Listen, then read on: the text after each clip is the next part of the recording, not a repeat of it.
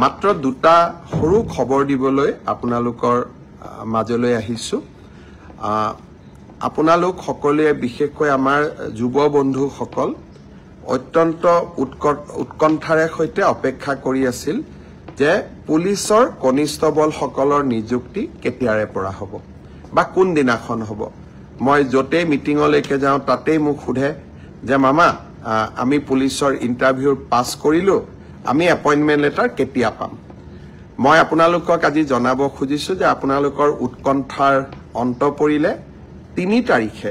গুৱাহাটীত আমি আপোনালোকক নিযুক্তি পত্ৰ বিতৰণ কৰিম যি সকলে পুলিচ কনিষ্টবল বা কমান্ডো এবি ইউবি এসআই যি সকলে পৰীক্ষাত উত্তীৰ্ণ হৈছিল সকলোকে আমি 3 তাৰিখে নিযুক্তি পত্ৰ দিম আপোনালোক নিযুক্তি পত্ৰ লবলৈ গুৱাহাটীলৈ আহিব লগত দেউতা মা বা মাৰ এজনক লৈ আহিব কাৰণ আপোনালোকৰ এই সাফল্যৰ দিনটোত লগত দেউতা বা মাক আপোনালোকে লৈ আহিলে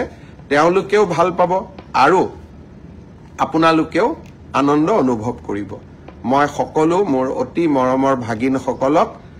যি সকলে পৰীক্ষাত পাস কৰিছে সকলোকে নহয় যি সকলে পৰীক্ষাত উত্তীৰ্ণ হল তেওঁলোকক নিযুক্তি পত্ৰ লবলৈ মই 3 তাৰিখে আকৌ এবাৰ নিমন্ত্ৰণ জনালো এতিয়া সকলোৱে ভাবিব যে মই এডিআৰিত পৰীক্ষাত পাস কৰি আছো মই হেলথত পাস কৰিছো এগ্ৰিকালচাৰত মই পাস কৰি আছো আমাৰ নিযুক্তি পত্ৰ কেতিয়া পাম মই এনেকৈ আপোনালোকক যেতিয়াই আমি সাজু হৈ যাওঁ মই এনেকৈ আপোনালোকক খবৰ দি থাকিম আপোনালোক ধৈৰ্যৰে সৈতে অকণমান আমাক সময় দিয়ক ধৈৰ্যৰে সৈতে আপোনালোকে অপেক্ষা কৰক